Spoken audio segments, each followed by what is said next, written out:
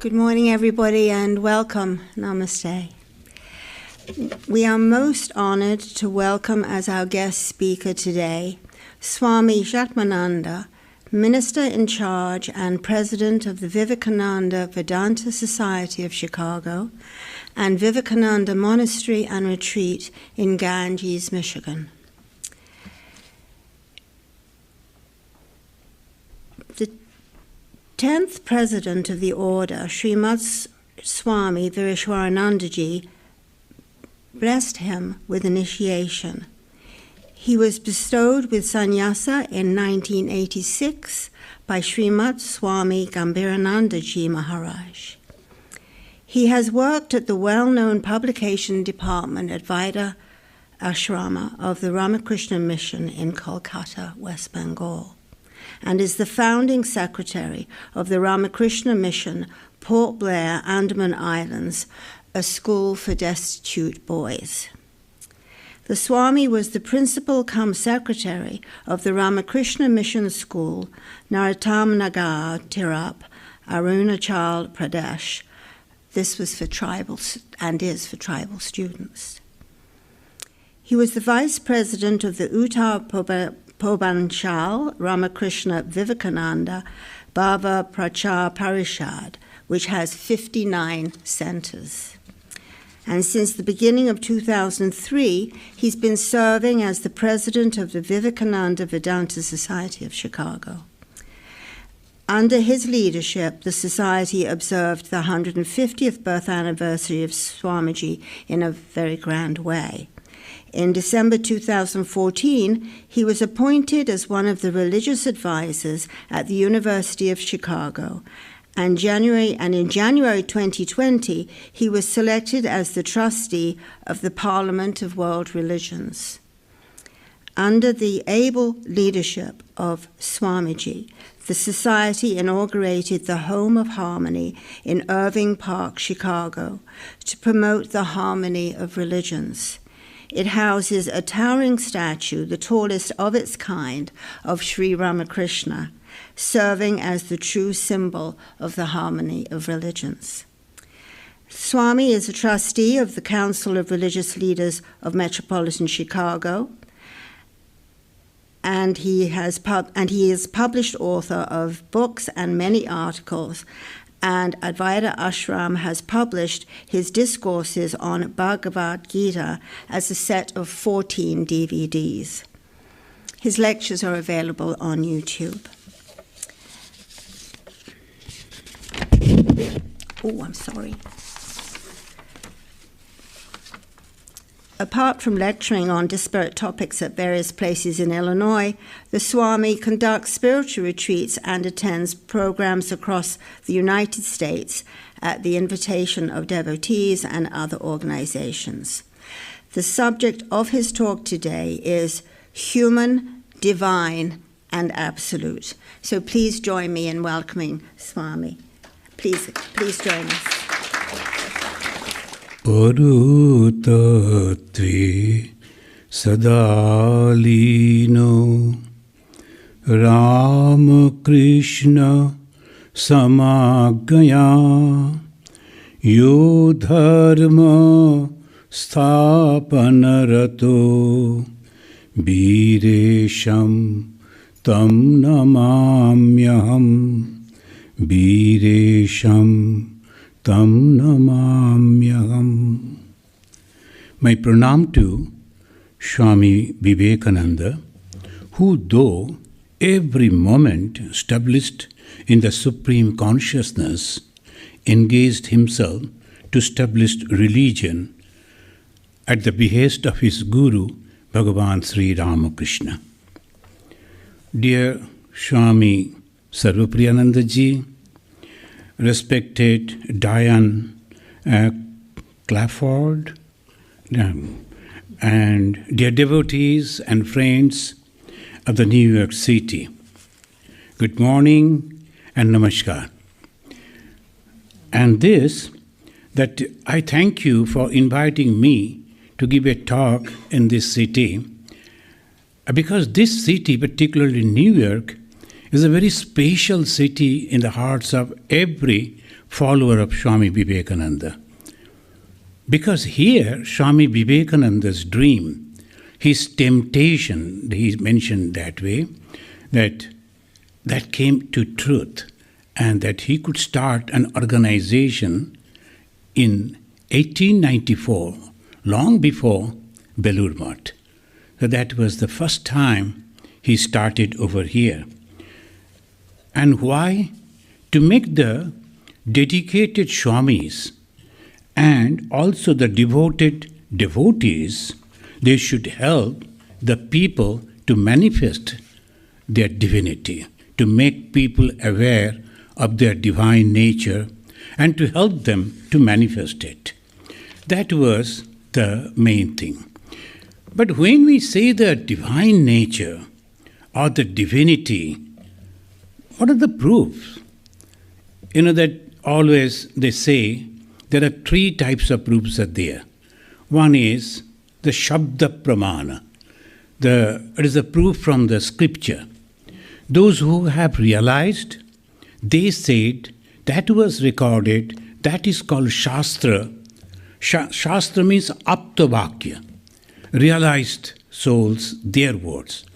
Not only scholars are mentioning, just their thinking as they have the capacity to write, their command over the language, they say, no, not that.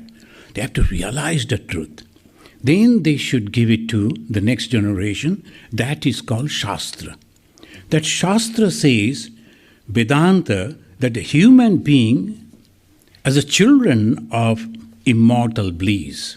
Shastra means, I mentioned over here, as the Veda. The Veda, they give the call to the human being as the children of immortal bliss. These are great blessings. When all people are doubting about themselves, am I this, am I that, is it possible? Then they say, yeah, you are. Immortal bliss, amritasya putraha.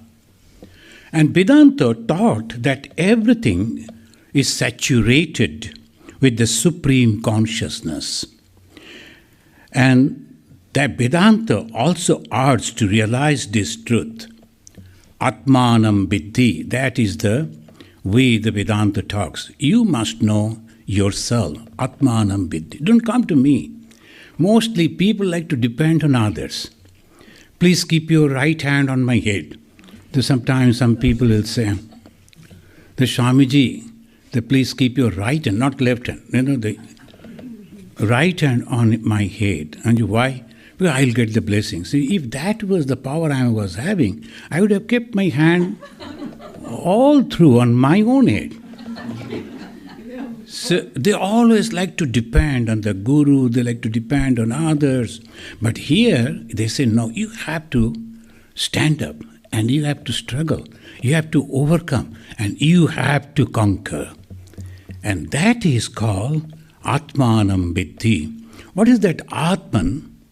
That is a huge subject, but many of you have some conception, all of us having little conception about that, and we'll come to that. And they say, and it assured, if you can do that, then Amrito Bhavati, you will be eternal.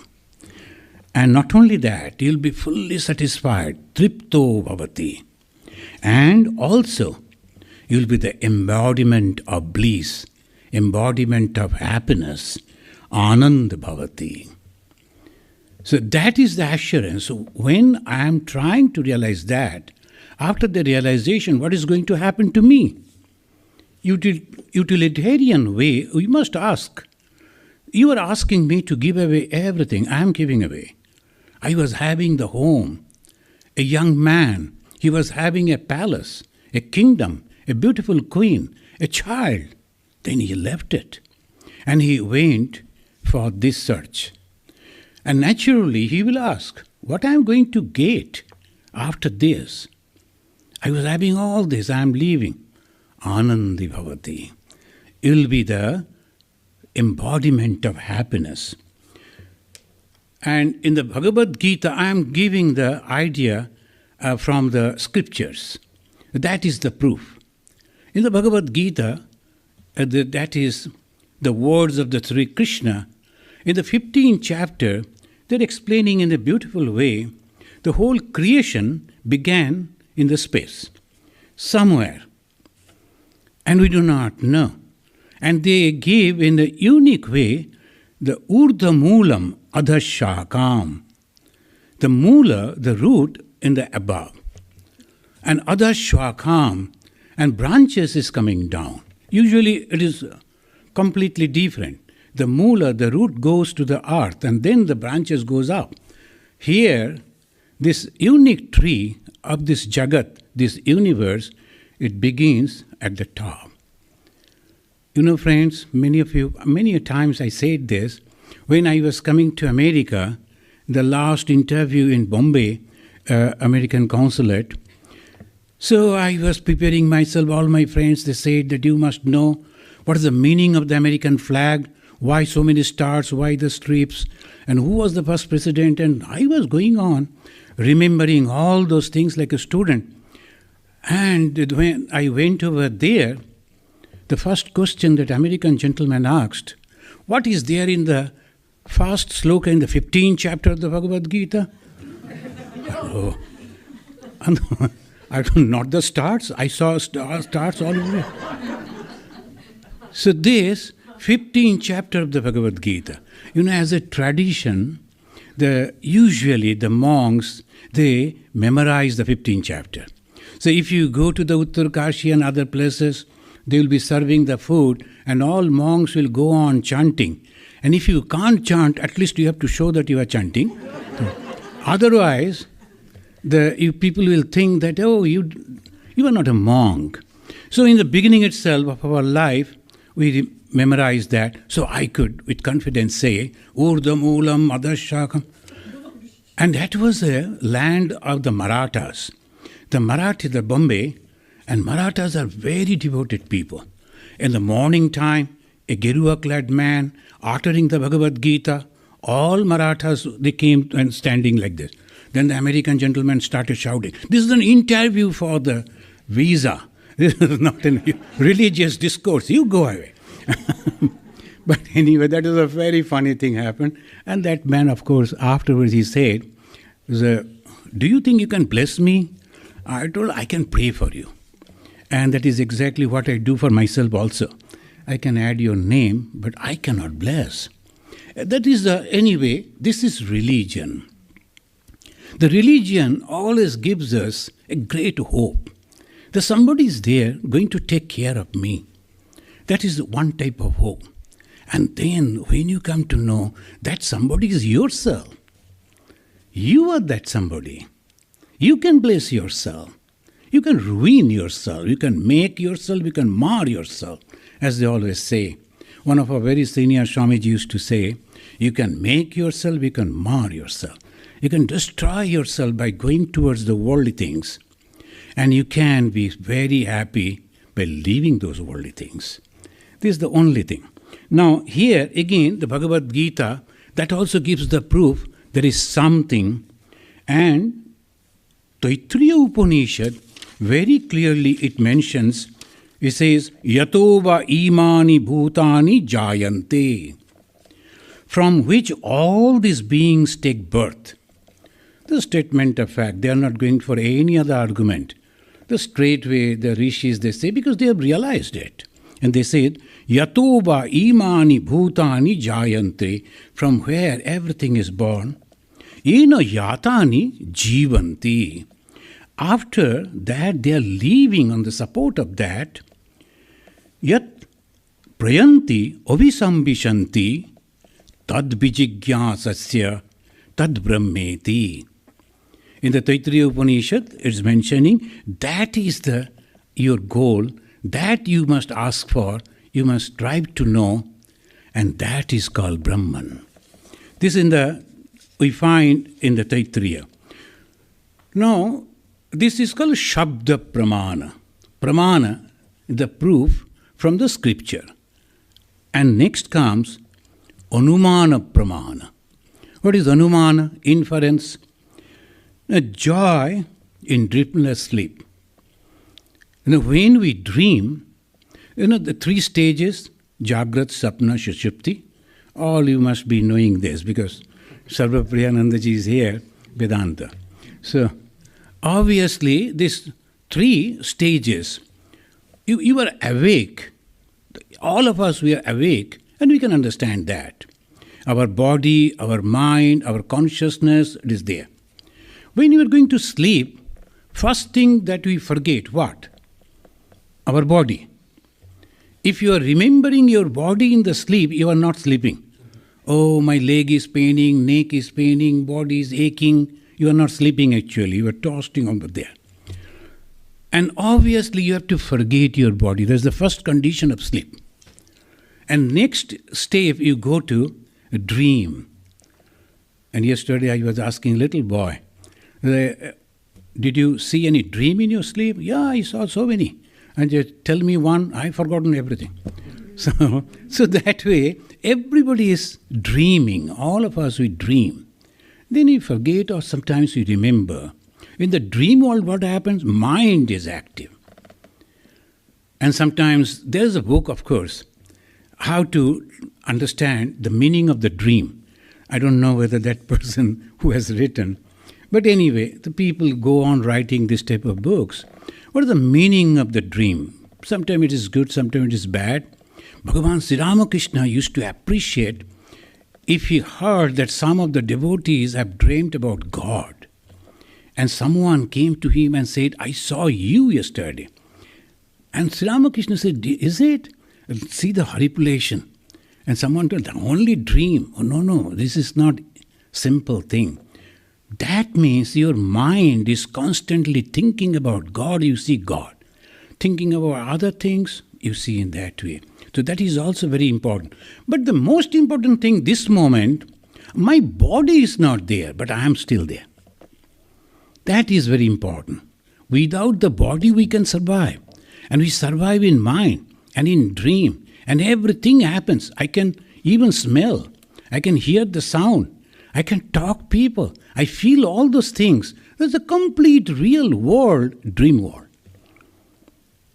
And then comes the third stage, where there is no dream even. That means mind is also absent. But still I survive. That is the proof. And from there when I come back, no one till today reported, oh, I had a dreamless sleep and so boring. No. Everyone said, so wonderful. That means when body is not there, then mind is not there, consciousness alone is there, that is the place of joy. And there we should go. How? Through meditation. Then they understood it and they started different type of processes, different type of research. One person came and told, sit like this, left leg on the floor, right leg on the left leg, put the hands, then breathe like this. Why? Forget your body. Then go into that dream world. Your God is sitting within your heart and you are worshipping the God mentally, and then forget the God and see the light only. Oh, beautiful, so wonderful. And after that, so much of money they are earning, just by telling like this. And people are so happy into meditation. To go into dream means, and then little sleep. One gentleman was telling, Swami, when I listen to your lecture, I go into sleep. And oh my God.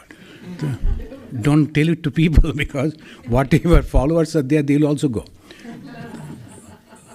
My lecture is putting you to sleep? Then that is so wonderful. So when I am concentrating, I'm going. That happens, Some people used to come to Bhagavan Sri Ramakrishna and without telling anything, they'll simply sleep. And Sri Ramakrishna said, don't disturb them, let them sleep. That is also the calm mind. Mind is so turbulent. And it is really, really a blessing when it becomes calm in the presence of someone. So that is the way the mind is becoming calm. And when in the meditation you go beyond the mind, what remains? That is the beautiful place. There you are only with some consciousness. Sometimes people see light, sometimes some images, sometimes the places, sometimes nothing. just nothing, but they are so happy. So that is called Anumana Pramana. That's inference. We are really experiencing something that must be without the body, without the mind. There is something which is full of joy, full of happiness. I must go over there. So that Anumana Pramana, it goes. Another that I was mentioning today in our morning breakfast table. So when I went to the Riyadh, the capital of Saudi Arabia, I told, see, in that this is the first time in 1,500 years after the Islamic movement, first time they invited all religious people, that too in the heart of Islam, to discuss about all religions. That is a great thing. And I had the good opportunity to go and then I spoke only, I think, 5-7 minutes. And there I mentioned what we need. Only 3 things. First, we like to live. We don't like to die. None of us, not even the ant. No one wants to die. Second, we like to know. Yesterday only, the family who was driving, the little boy, he was sitting at the back and going on asking the mother question. The mother became, will you please stop? she was telling. I can't answer so many questions. Why this, why that, why this is happening, why that is happening? She's going on asking questions, the curiosity. Why this? Because the person from where or the thing from where we have been created is the source of knowledge. So first we like to live. Why? The Creator is eternal.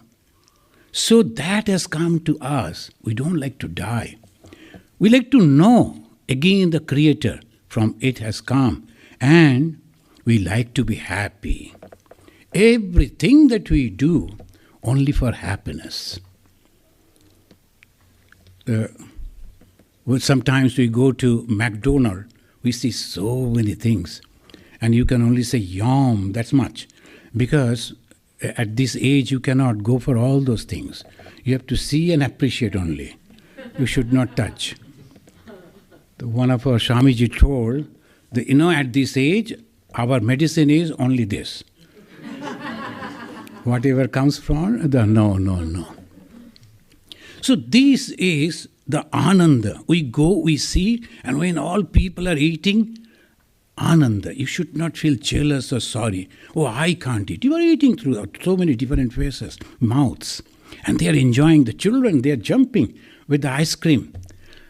Yesterday I saw a group of the 5, 6, maybe brothers and sisters, that they are all having one ice cream and they are licking and seeing how much he or she is having. Like that. So much joy, Ananda, everywhere. Whatever we do, wherever we go, all our thoughts only for Ananda. Why? That is the question. And that proves the Creator is full of joy. He is the Ananda. Anandeva khalu imani bhutani jayante. From Ananda only, again the Upanishad is mentioned, who is the Creator? Creator is the Ananda. He is the source of Ananda. And that is our goal. We have to go back to that. When Bhagavan Sri Ramakrishna, he was having nothing. No education, no money, no social status. Nothing was there. Why people used to come to him? Because the moment they used to go to him, they used to get the joy, happiness. Nowhere else, but only to that person, because he is the embodiment of happiness, the God himself.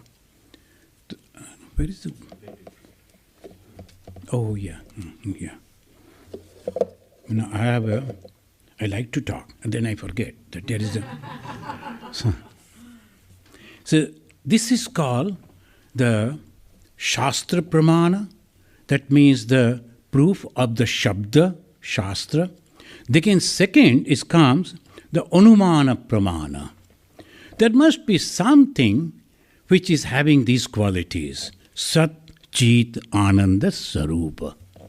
So what is Brahman? Sat Chit Ananda. How do you know? Because I am experiencing that and I am judging myself. Then I came to this, the conclusion that if you make something out of salt, it will be salty. A shape may be different, forms may be different, names may be different, salty.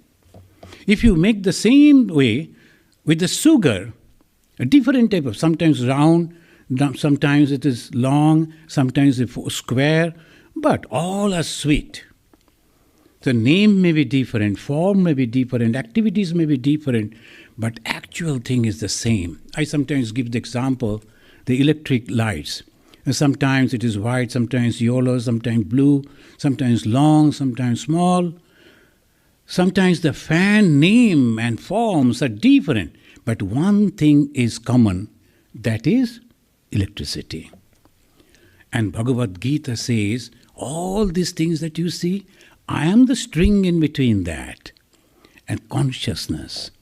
Now we have to go to the consciousness. How we will go? That is the main difficult thing. Here the pratyaksha pramana, unless and until you are realizing that. We have read in the book, this is good. And then we inferred, yes, we have seen the life of Bhagavan Sri Ramakrishna. We have seen the Lord Jesus, a wonderful life. He who has seen the Son has seen the God. The way he is speaking, so confident. He is who has seen the Son, has seen the Father.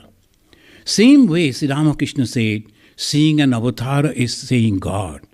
That means what? Qualities must be.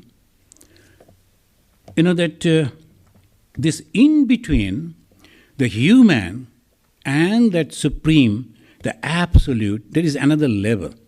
That is called divine. The Semitic religion, they always speak about the heaven, God and heaven. But the Indian three religions, Hinduism, Jainism, Buddhism, they talk about moksha, mukti, liberation. Why? So, to my mind, because of the economical and social condition. When these three, the Semitic religions were growing up, and a few years after, the Judaism, then Christianity, then Islam, the condition of the society was very bad. The people were searching for a little comfort. So when they said the land of milk and honey, they all said, let us go to that place. When they said, I will take you to heaven, they all followed him. So that was the main reason. But luckily, India at that time, it was having a lot of resources. And obviously, if you say, I will give you food, oh, I don't need. Enough food is there. Like in America. If you say, I will give you this, of course. If you say, I will give you a good apartment here in Manhattan, oh, that's okay, let me try. But so even then after some time they'll say, no, it is enough. This is not necessary. The same way, it is not Swarga, it is the Mukti. And this happened in the life of a young person. His name was Nachiketa. You all know him. Nachiketa, the first quality was Shraddha. Now we are traveling towards the absolute, right? The first quality, Shraddha. Shraddha means confidence. Confidence in the words of the scripture. When they said, Imani bhutani jayante, these all things were born, I believe on those words. They're not going to cheat us anyway. So that must be the truth. So I believe in the scripture. Second, in the words of the Guru, Guru says, practice it, do it. And he will surely reach over there. Then sometimes you go to a Guru, particularly Ramakrishna Mission, only one time in Belur Math and others. And if you go once in a lifetime, you can see the Guru, he will give you the Diksha, and from distance only you have to see. So much of crowd. Here, we Gurus are very good. Anytime you call, we can go. But anyway, if you go to a guru, guru will only give you the mantra. And afterwards, you cannot depend on guru. Guru will say, I have given the mantra and now it is your mind. You have to try. God and you. That much. Now you continue. So this is the way that we have to depend on ourselves. So what is Shraddha? The faith in the words of the scripture, faith in the instructions of the guru, and then third and important, self-confidence. Swami Vivekananda said, that is what I feel is the Vedanta of Vivekananda. The more I grow, more it seems to me everything lies in manliness. He started Vedanta movement over here in America because very strong mind. I will do everything. I am not depending on anybody else. So this movement started over here, this Vedanta. And here, when we are thinking, what is happening? First, confidence is happening. I must realize God. That is the first thing. And if I do not think in that way, if I am having the doubt, no, you cannot move. So when the young boys come and ask, Swamiji, shall we marry? And of course you should marry. Because when you are asking the question means desire is there. Go and marry. And that is sure. They cannot become monks. Monks means they will never ask that question. Whatever may be the past life and whatever, they will come. So this, you have to have the self-confidence. That boy went to Yama. Why? Because he wanted to save his father from the bad karma. His father was a very wonderful person, rich man, and we, nowadays terminology, is a practical person. So what he was doing, he was saving the good cows and good properties, and then he was giving away all the rotten things.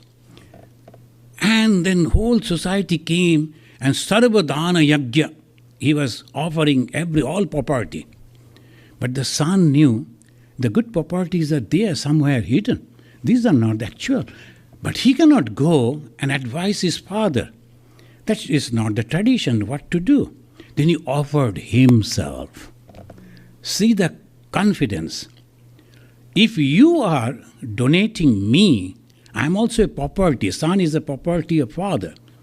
You can somehow be saved from the sin that you are committing. He didn't mention it to father, but he went and said that. And father became angry. You know, when you are reading that, you can visualize what is happening. Ditiyam, Tritiyam, again and again he is asking. Then the father, obviously the boy was going on, following the father. Father is busy. He is handing over all the cows, that is the property, to the brahmanas. And this young boy constantly asking, poking, Father, whom you are giving? Father, whom you are? Then he became angry and he said, Mrityube tva dadamiti. I donate you to the god of death. Go. And then this boy started thinking about himself. And Swami Vivekananda was very fond of quoting it again and again. Bahuna memi prathama, bahuna memi madhyama, kim sid yamasya kartavyam yan mayadya karishyati. I am first among many. See the confidence. It's not ego, the confidence. Among many, I am the second grade, but never ever third. Why then Father asking me to go to death? But again, he got ready. Then the father realized, oh, no, I was just joking. I was just telling like that. I didn't mean it. Then he said that in the past, if you will see, no one broke the promises. And if you are breaking your promise, in the future, everyone will follow you. And in the human society, if you are not keeping the words, then there is no religion in the human society. Anupashya yatha purve, pratipashya tatha apare. And then he is giving the example of the grasses. They come and die and then again come. Shall the life of human being be like this? No. You have to keep the promise. What is the first religion? Last time when I went to 22, when I was traveling in India, the only thing I again and again said, your religion is to keep your promises. And in Hindi, they say about Sri Ramachandra, Raghukula Riti Sada Chali Ai, Prana Yau Bachan Na Jai. That is the dharma. Once you have given the word, you must keep it. The promise should not be broken. And that should be. And if you practice it over here in your daily regular life, the lawyers will be in, because no breakage, no divorces, the lawyers will curse me. So we were earning why this man is going on telling like that. But once you've taken the oath, I am going to give the protection to this lady as my wife all through my life. And you should not break it. That is called manliness. Swamiji said, once the tusk coming out from the elephant's tusk, it never go back. Marat ka baat, hathi ka dant. The teeth of the elephant, it comes out. It never goes back. That is dharma. What dharma? Going and sitting by the side of a river and then, oh, this is 10 o'clock, I have to go for lunch. That is not the dharma. Dharma is this. So this should be the promises. This boy, he told his father, you should not break your promise. Once it come out, I should go. And then what happened? The 3 boons he got. Because waiting for the 3 days. And the king of death, he came. And he was a very learned man. He knew about the Brahman, the knower of Brahman. He is not just going and killing people. He is a knower of Brahman. And he knew that. So he told first, now see the first step, human. When he said, what do you want? He said, my father must be crying now.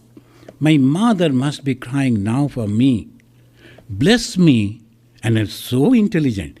When I go back from here, they should recognize me and accept me. Because going back from the death world, the people will be, oh my God, ghost has come. So they won't accept you. So when I go back, they should accept me. And now till I am going back, their mind should be comfortable, they can sleep well. Oh, okay, no problem. This is the first. The human joy, human happiness. What do you want? My family should be happy. Neighbors should be, of course, sometimes we don't want neighbors should be happy. Sometimes the broad-minded people following the Jesus, love thy neighbor. Okay, let the neighbor be happy too. So, like this, we are constantly thinking, let everybody be happy. Human happiness. And then next step, he said, I heard that if people are going to the heaven, they don't have to work. Why? Because there is no thirst, there is no hunger. Because of the thirst and hunger, we are working. Otherwise, why will work? So everybody will be enjoying, like the Middle East young people, they are doing. They don't work, they are only enjoying. Rich man's sons, rich man's daughter. So, we should enjoy like that. So, can you please tell me how we can go over there? He said, okay. Now comes the third one. And there he told, now can you please tell me, what is this? Is it true? There is Atman? You are the person, best teacher. Because you know the death and life. Is there truly there is Atman? If it is, tell me about it. And you know, the Yoma was going on telling, hey, don't ask about Atman. Even the gods are confused about that. What you are going to do knowing about that? I will give you all these things. And he was going on saying, no. What we learn? The worldly things is very easy to achieve. Human happiness, but temporary. The father will be happy when he see the son is coming back. But at the same time, after a few days, again that same father will start rebuking the son. It always happens. And second also, if I go to heaven, sometimes I'll be very happy. I'm not going to work. Then after sometimes I'll be tired. There is no work, no engagement, then what I'm going to do? So obviously that is also temporary. So the mukti, the moksha, the atma jnana, the third step. So first human, then divine, then the supreme, the absolute. But friends, to understand the absolute, to realize the absolute, to know the absolute, what we need first? Shraddha, confidence. Yes, there is something about which all the scriptures are talking about. Sometimes they mention it as God, as Jehovah. Of course, the definitions are a little different, but still we can say the Jehovah, the God, the Buddha, the Bhagavan, the Ishvara, and the Atman, the Brahman. There's something is there. We must go over there. And the Brahman means all-pervading consciousness. And to reach to that, I have to forget my body. I have to forget my mind. Then only I will go over there. If the body is not there, mind is not there, I am there, then what I am going to do? And that's why Shankaracharya said, no. In this life only, you should realize that. Jivan mukti sukha prapti hetabe janmadharitam. I'm sorry, I'm using a lot of Sanskrit, but these are beautiful slokas, Jivan mukti sukha prapti. For the enjoyment of the free life. Someone came and scolding, abusing words, and you were looking at him, very smiling face. What will happen to that man? After some time, he'll stop and ask, "Sir, are you listening? Are you deaf or what?" "I'm listening, but not accepting." So you take all those things for yourself. In Andaman, we had a small ashrama at that time, and one person, I don't know why, he was a fisherman. Maybe after catching fish in the midnight, he'll be tired, he'll come and lie down. It was a very warm country. So on the open, near the gate of our temple, the shrine, like this, a small shrine was there. He used to lie on the main gate. He was a heavy fellow, he'll be sleeping. And in the everyday morning, it was so difficult to open the door. So I used to call all the boys, and we'll be taking him, 4 the legs and 5 the hands, like that. And then we will slowly carry him outside and put him on the outside and come. And after some time, when he will get up from the sleep, he will go on abusing us. But the language was Telugu. And none of us understood Telugu language. So we were very happy that he is saying something like this, and we are not understanding. Then after some time, 2-3 months, one Telugu boy joined. And next day morning, when he heard, he told, "Swamiji, wo gali de rahe hain. He is using abusive language." And I don't translate. Because if we don't understand the language, there is no reaction. Rather, it's a fun. He is doing like this, doing like that. That is okay. But the moment you understand the language, reaction may come. So what we should do? We have to see the whole world as a movie going on. Somebody praising, somebody criticizing, somebody doing this, somebody doing that. But actually it is not real. That way we can reach up to the absolute. Confidence in the words of the scripture, confidence, faith in the words of the Guru, and self-confidence. I am going to achieve that. I am going to realize that. And in this life itself, again allow me to quote from that Upanishad, and the beautiful way they say, "Iha ched abedit atasattamasti." Here and now, if you realize that, that is the great truth, the great joy for you. Nachet iha abedit mohati binasti. If you cannot realize here and now, I'm sorry, I do not know what will happen to you in your next life. Because the next birth, whether we will be human being or not, we do not know. Because in the subconscious mind, there are so many different desires there. God forbid, let us all be good human. And then, what will happen is again the challenges, here and now. What we should have to do? Understanding this world is temporary. And then when we are living like as a tourist and nothing else. See, I am living here Last night we came and we saw, and this is good, this is bad, and all this. No reaction from me. Then I know that today evening I am leaving. But when in Chicago, oh, why the dust is here? Why this is not hanging here? Why that is not there? Because attachment to that. So if you are attached to anything, immediately all those thoughts will come. So live like a tourist in this world. I am meeting a person, he is my husband, she is my wife, these are children. Ah, beautiful, this is okay. A nice building and all this thing, that thing. Every time you go on telling you, Mon chalo nijo niketane. Oh my mind, let me go to my own abode. And samsara videshe, bideshir veshe, britha brahmo akarane. In this world, like a bideshi, that means you are a tourist. Why you are unnecessarily getting involved into it? Let me go to my own abode. The beautiful song Swami Vivekananda sang, and Sri Ramakrishna went into Samadhi. Excellent meaning of those songs. And that is the excellent teaching. Shall I stop working? No, not at all. Suddenly one lady rang me, your Vedanta is disturbing my family. I mean, what happened? So why my Vedanta is disturbing you? So he said, my husband was all right. I knew that gentleman.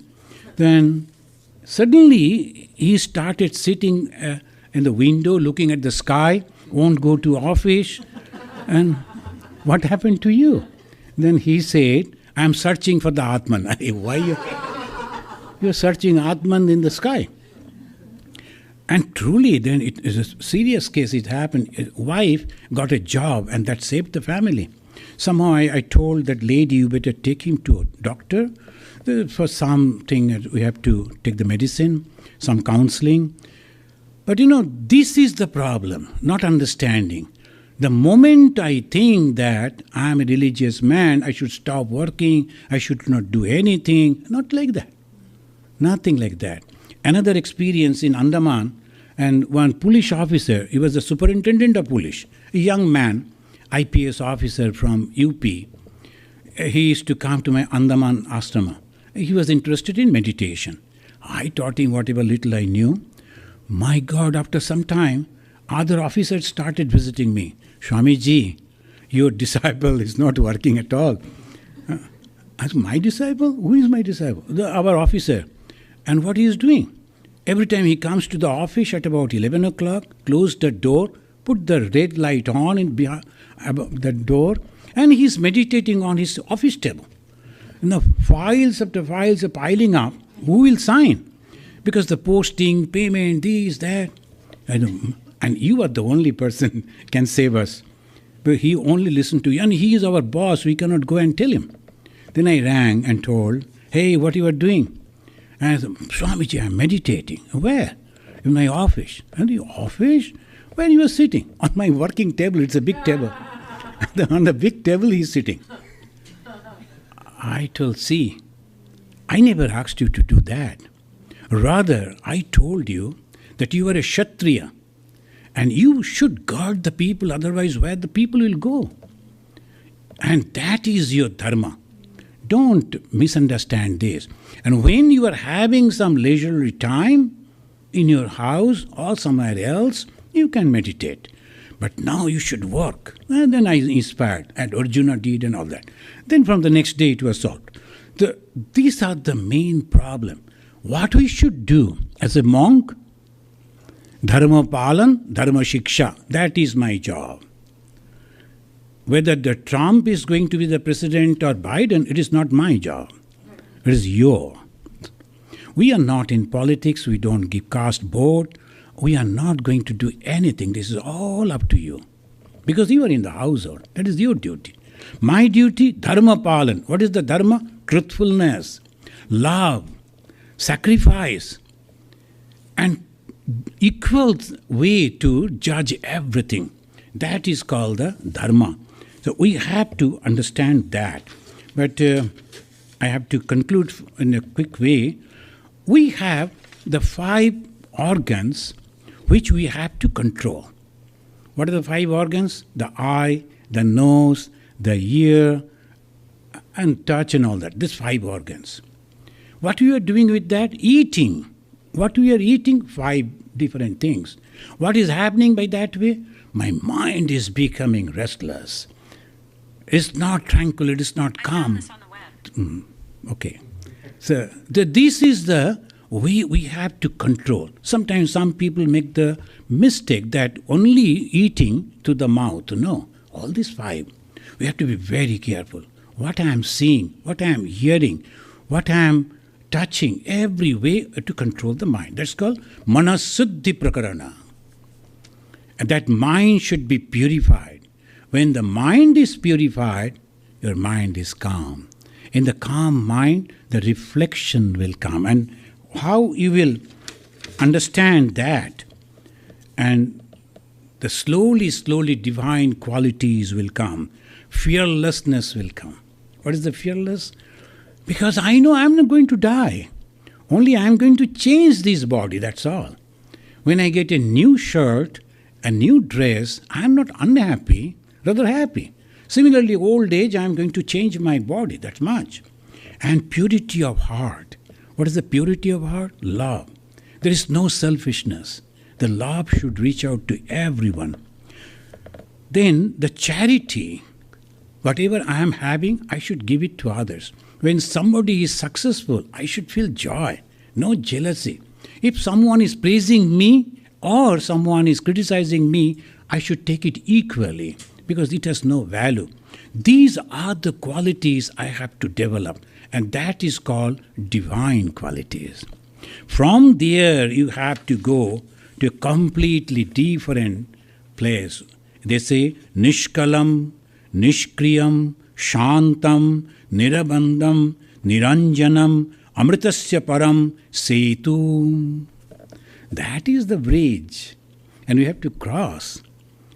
And from the New York we have to go to New Jersey, we have to cross the bridge. And what is that bridge? The bridge is Nishkalam, partless. It has no part, it is all one. I, you, bird, everything that I see, all are the same. And Nishkriyam, actionless, because no desire. Why we do action? Why we walk here, where you go there? Because we have desire. No desire. Shantam, tranquil.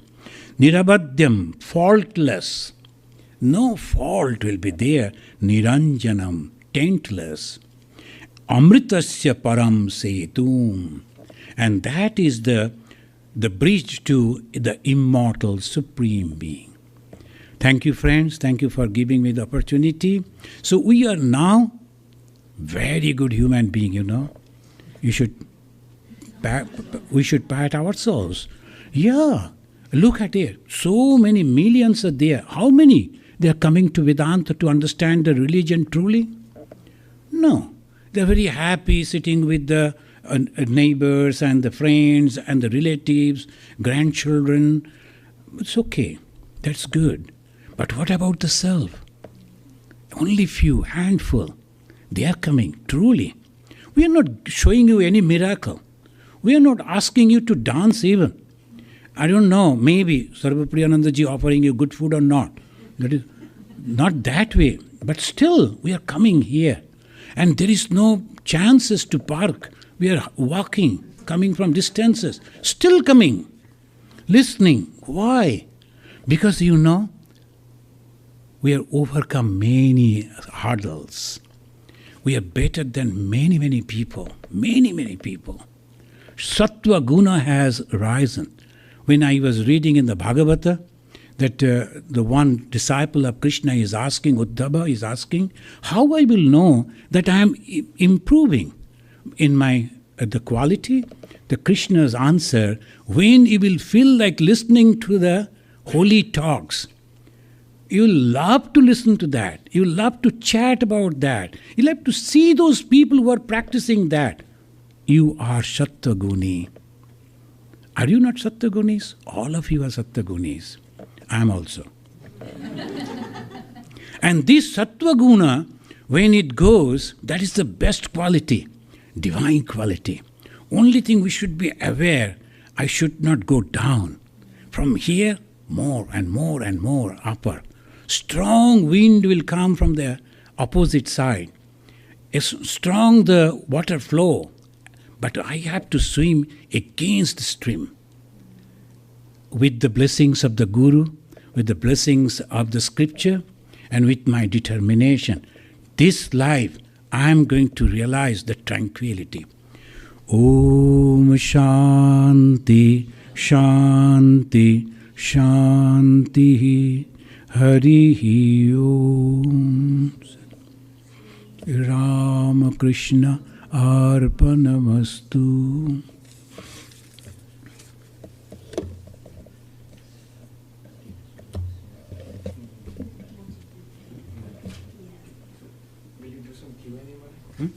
Oh yes, yeah. Swami is after to do some Q&A. Yes, and then somebody will come to you with the microphone. Yeah. Tell us your name and make it a brief question. Thank you, Swami. That was beautiful. My name is Mira, and I'm clearly not a monk. When you began the presentation, you discussed about when you go to meditate, you start with I'm not the body, and then you let go of the body, and then you have your visualization. What exactly is the process that you would recommend for those of us that aren't fortunate enough to be in an ashram? So I developed, of course, in my own way, a Prabuddha Dhyanam. I gave the name, Prabuddha Dhyanam. So there, very simple way you have to sit. If you can, squat on the floor, and then left leg on the floor, right leg on the left leg, like this. Not on the thigh, on the leg itself, the right leg. If you look at the picture of Bhagavan Sri Ramakrishna, the same posture. Left leg on the floor, right leg on the left leg. Then you are sitting, keeping your hands either on your lap or on the knees, whatever way it is comfortable. Keeping your body straight. There, no compromise. The spinal cord should be straight. Then you take a long breath and try to feel that the oxygen is going down to every part of your body, to the fingertips up to the toe. Every parts of your body it is going down and energizing your body. Imagining. And then when you are leaving, exhaling that you should imagine that a power in that form of Omkara, if you are comfortable with that, Omkara coming up and up and up, and through the spinal cord, straight to the head. And there's a feeling, the wonderful feeling. And if you can imagine that one after another, the Muladhara, then Swadhisthana, Manipura, Anahata, one after another it is opening, and ultimately it is coming to the head, Sahasrara. This 1,000 lotus and white. Over that, your Guru is sitting, and you are touching the feet of your Guru. The Guru is blessing you and asking you to go to your Ishta Devata. And you are coming down, and in between the two eyebrows, you see Ma Sharadamani Devi sitting on a yellow color flower. And Ma Sarada is the goddess of learning, Saraswati. She is also giving the blessings.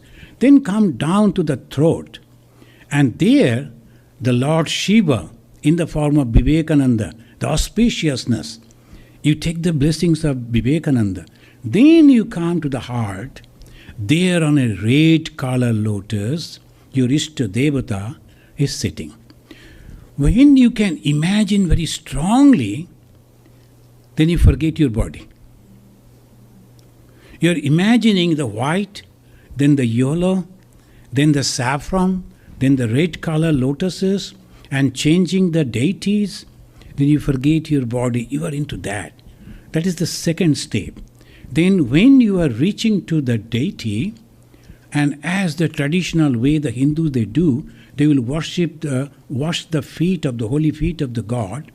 You bring a plate, and the God is keeping his holy feet on that. you are pouring Ganga water, holy water, and then taking out the plate and then raising the feet with the the towel, and then you are sitting at his feet and decorating it with the flower, burning an incense sticks, lighting a lamp, and putting the garland.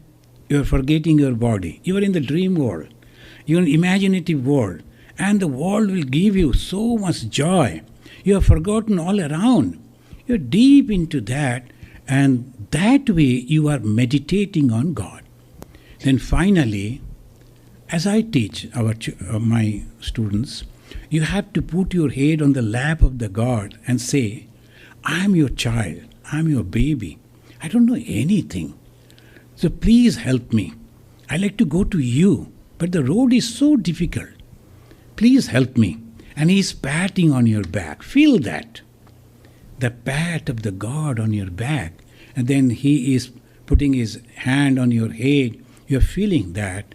And then if you have got the initiation, take the mantra slowly. And the mantra is floating like the light and going and merging with that God. And third stage, you are merging with the God, and there is nothing but light all around you. You meditate that you are completely merged in the light. If you can do it for 10-15 minutes, you'll feel really happy, really joy. And don't do it long, only 10 minutes, 15 minutes sufficient. And in the beginning, take the breathing 21 times and send the oxygen all over the body. Feel that all your body, all over, oxygen is going. Then slowly you can reduce that up to 11, then make it 3, and meditate on that. 10 minutes is sufficient. You will feel really happy if you can do that. Thank you. Yeah.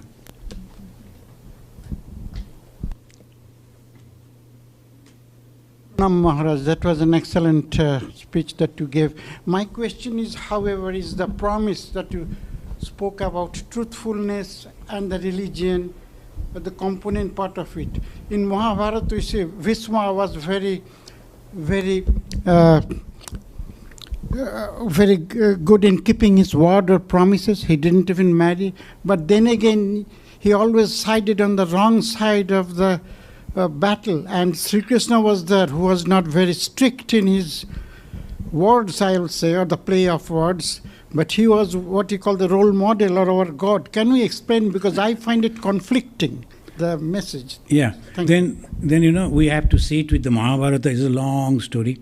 So that answer. But only thing, for the good of many, whatever you are doing is religion. For the good of many.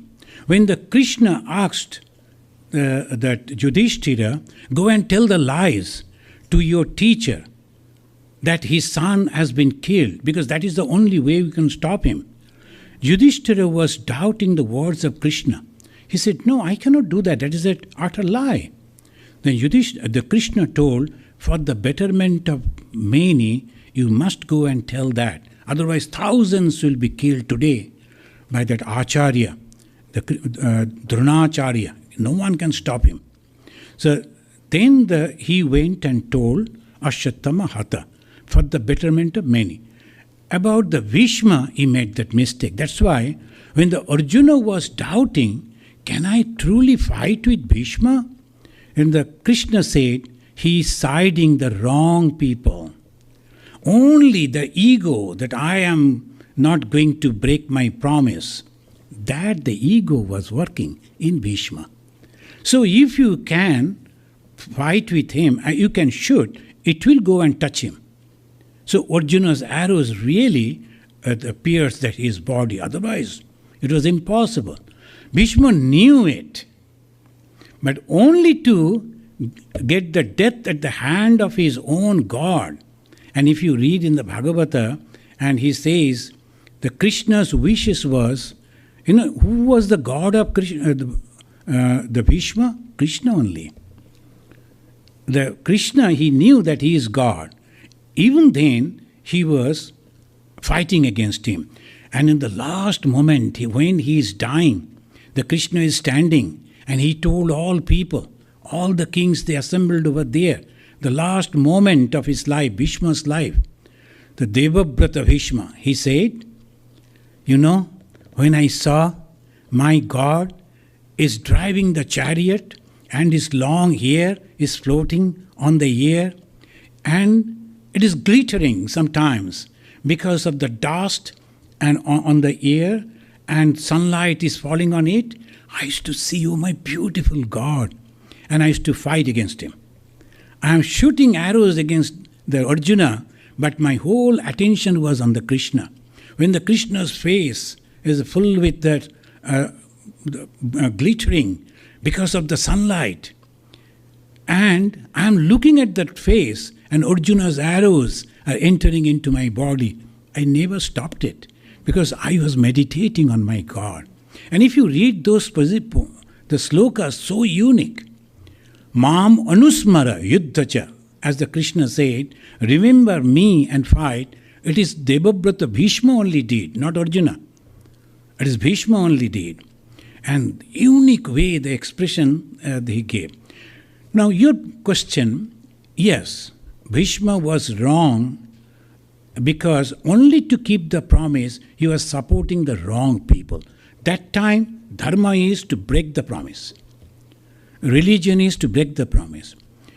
Krishna, he was asking people like Yudhishthira to tell lies for the betterment of many people, millions of people. Dharma is to save the life of someone, you must tell the lies. That is the truth. I will just conclude. The one Swami was there, a mendicant, he used to meditate in front of his cottage, the small hut. Then a person came running and his body was full of blood. And he came and told, Swami, please help me. The Swami was quietly looking at him, didn't say anything. He went to the left side. And after some time, some killers chasing him came over there. They knew this man never tell lies. So they asked, the Honorable Sir, have you seen a person? And yes, I have seen. The blood was all over his body. Yes, which side he has gone, left or right? He showed the opposite side, right. This is the answer Swami Ranganathananda ji gave against a question long back in India that Calcutta Women's Club, they organized a debate between the Swami Ranganathananda ji and Dalai Lama, the present Dalai Lama. And this same question was asked. Dalai Lama, he was not good in understanding English, so there was a translator, and translator didn't translate. Before that, like a young boy, he said, yes. And question was, do you tell lies? Not understanding what the question mean, Dalai Lama said yes, and he was happy. We were present there. Now, and we, the Hindus, we were sitting one side, and Buddhist another side, and the beautiful auditorium. And we were very happy. Oh, this time our Swami is going to get the number, the best number, because he has said the wrong answer. And then when that man was going on telling, look at it, the holy people also tell the lies, so there is no problem for us and all that, Ranganathanji was looking like this at him. And he asked, Swamiji, what is your answer? Do you tell the lies? We were sure he'll say no. He said yes. I thought, oh my God. And they said, Swami, you also tell lies? Yes, I have not completed my answer. He told this story. To save someone's life, telling the untruth, telling the lies is truth. Ma Sharadamani Devi, she was the embodiment of truth. But she used to boil a lot of milk to make only one glass full. Because the doctor told only one glass of milk Sri Ramakrishna should eat for the whole day. How a man can survive with only one glass? So she used to take, I have forgotten the quantity, as to boil and very thick milk she used to give to Sri Ramakrishna. When Sri Ramakrishna doubted, and she argued, what that lady knows, someone came and told the truth. Sri Ramakrishna, oh my God, why you are giving so much? She doesn't know the measurement of this place. She clearly told the untruth for the Sri Ramakrishna. So we have to understand where I should tell the lies. And you know, in Hinduism, in the Manu's Smriti, there are 5 times a Hindu can speak lies. When? At the time of their marriage. Sometimes husband, wife, they'll be telling little lies and all that. So that goes, and okay, without any sin. But not every time, but sometimes. And then at the time of their daughter's marriage, the arranged marriage in our country, in our society, and you have to put your daughter in she is a very good cook, she is a very good singer, and she is very fair complex, and they will be going on putting all the makeups and all that way, it is allowed. At the time when you are facing the atrocities of some people with whom you cannot fight back, if you tell the lies, it is also accepted. So like that, 5 times you are allowed to tell the lies. So in the society, they all, sometimes holes are there. So the pressure of the air will go out and they can have the wonderful life. So this is the way. But one thing, you have to ask your mind. At this moment, what shall I do to save the life of many or to save my family? What shall I do? That you should tell. When I was in Arunachal Pradesh, I received a phone call from a very dangerous group. At that time, they are still there, but that time they were very active. They will ask for money, and if you say no, they will come and kill you straight. Even the administrators and the police officers, they used to pay whatever they demanded. They couldn't save themselves. It is a jungle area, no law at all. And one day night, I was in my office, the phone call came, and they told, you have a lot of money, I heard? I told, yes, we have a lot of money. That is all in the bank. And bring all this money and the record to me in this so-and-so place. It's a hotel. I told, as a Hindu monk, we don't visit hotel, so I am not going to go. You better come. But do you know with whom you are talking? He said, if I like, I can go and simply kill you. I told, that will be the great help for me.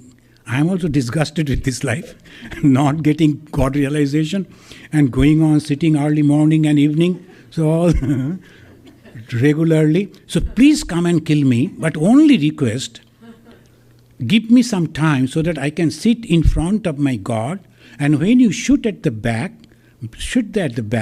so my head goes and touches the feet of my God. That much request. Then you say, are you not afraid of death? Then I told, you know what? Actually, I am dead.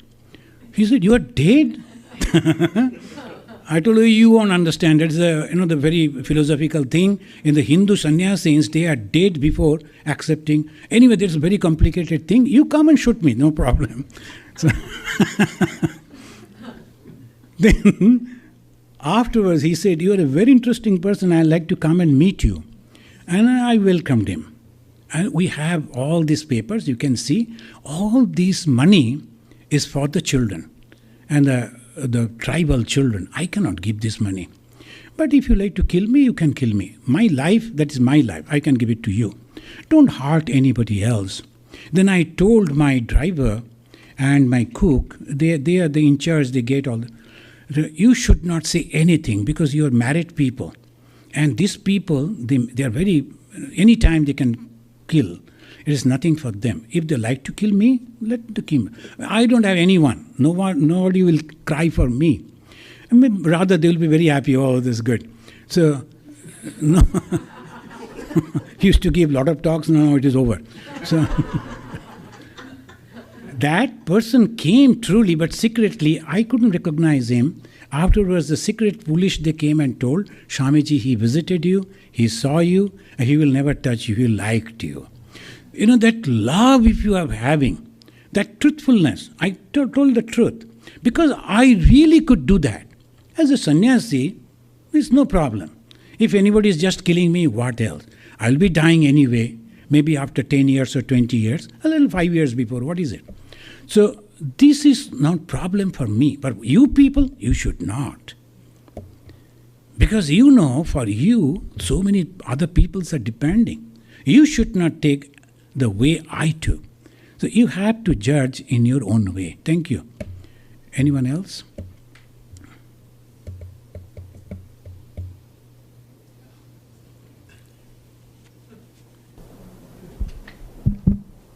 Swamiji, I'll ask a question. Our Swami Sarvapriyananda is so kind. He gives us very logical, explanation as he speaks about us not being the body and the mind and the witness and, we being the Atman and all that. It's very logical. But my understanding stops after that when he says, and Swami Vivekananda also says, you are God. And I've asked that question, but I can't understand in what sense, you say you are God. In what sense is mentioned that?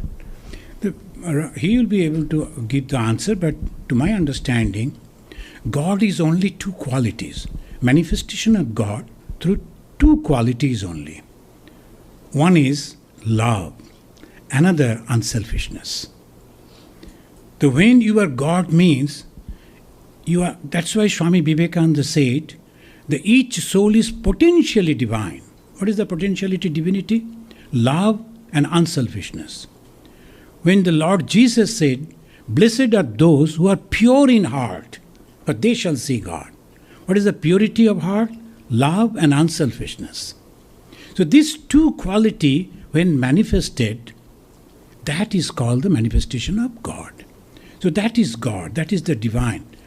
Absolute, no expression itself. Only you are understanding, realizing, and then you are calm and quiet. You cannot say about that. Below that is the divinity, the divine. There it is love and unselfishness. Swami Vivekananda gave the definition of God. Unselfishness is God. The moment you are unselfish, you are God yourself. Are you not unselfish? You are.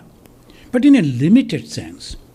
You are earning money by hard working, then you are distributing it to your son, to your daughter, to your wife, to your relatives, even to the society as the taxes you are paying. You are doing it. Of course, we don't want to pay tax, but still we give. So, in this way, if you are doing it, that is there. I have seen people at the time of Durga Puja, that you are supposed to, that is the tradition of the society, purchase new clothing to distribute. He used to purchase each and every member of the family, including those who used to work in that family. But for himself, no money was left. He didn't purchase anything, but he was so happy. This is the unselfishness we are having. Love we are having, but limited. The moment that goes out and embraces the whole universe, that is called divine love. So you are God yourself, because you are having these two qualities. So only you have to manifest it, and you have to become like Jesus, who said, I and my Father in heaven are one. And that means I am that pure through love, through unselfishness. Thank you. Okay then.